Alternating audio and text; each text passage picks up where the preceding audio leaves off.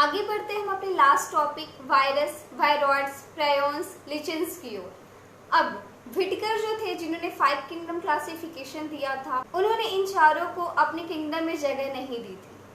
उसके बाद जो भी हमारे अंदर कफ, कोल्ड, फ्लू होता है वो वायरस की ही वजह से होता है। ये बैक्टीरिया से भी इतना छोटा होता है कि जब इसका पता चला था तो फिर इसको उस कैटेगरी में नहीं रखा गया था 5 किंगडम की कैटेगरी में, इसलिए क्योंकि जो लिविंग होने का जो कैटेगरी होता है, कैरेक्टरिस्टिक्स होता है, वो वायरस में नहीं पाए गए थे। क्योंकि लिविंग होने के लिए सेलुलर मेटाबॉलिज्म, केमिकल रिएक्शंस वगैरह जो चाहिए होता है वो वायरस में नहीं पाया गया था, क्योंकि ये बहुत ही ज़्यादा छोटा था। अब हम बात करते हैं वायरस की।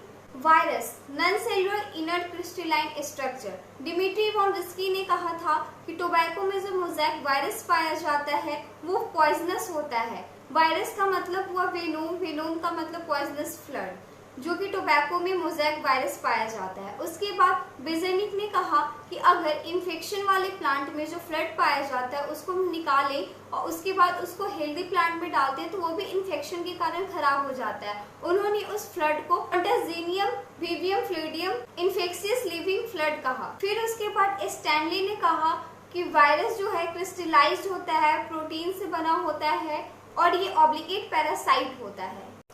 Virus contain genetic material RNA DNA. No virus contain both RNA DNA. Infected plant में single stranded RNA पाया जाता है, लेकिन infected animal में either single और double stranded RNA और double stranded DNA पाया जाता है।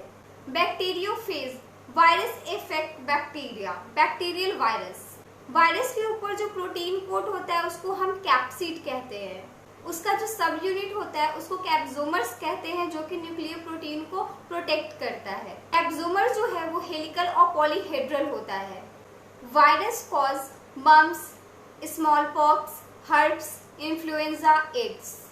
इन plant mosaic formation, leaf rolling, stunt growth, dwarfness. Now we will talk about viroids. In 1971 T O Diener said viroids जो है वो स्मॉलर देन वायरस होता है, जिसमें लो मॉलिक्यूलर वेट होता है, फ्री आरएनए होता है, प्रोटीन कोट की कमी होती है और इसकी वजह से पोटैटो स्पिंडल डिजीज होता है। प्रायोन्स जो कि न्यूरोलॉजिकल डिजीज है, जिसमें एबनॉर्मली फोल्डेड प्रोटीन पाया जाता है। कैटल में BSE, ह्यूमन में CJD पाया जाता है। उसके बाद बात करते हैं हम लास्ट लीचेंस की। फंगी और एल्गी का एसोसिएशन होता है, जिसमें फंगी जो है माइकोबायंट और एल्गी जो है वो फाइकोबायंट होता है, जो शेल्टर प्रोवाइड करता है, और फाइकोबायंट जो फूड का अरेंजमेंट करता है। लीचेन जो है वो पॉल्यूशन इंडिकेटर होते हैं, जो गंदे पानी में नहीं होते, जो सिर्फ और सिर्फ साफ पानी को प्रेफर करते हैं। इनको पॉल्यूशन इंडिकेटर भी कहा जाता है। यहीं पे हमारा बायोलॉजिकल क्लासिफिकेशन चैप्टर खत्म होता है।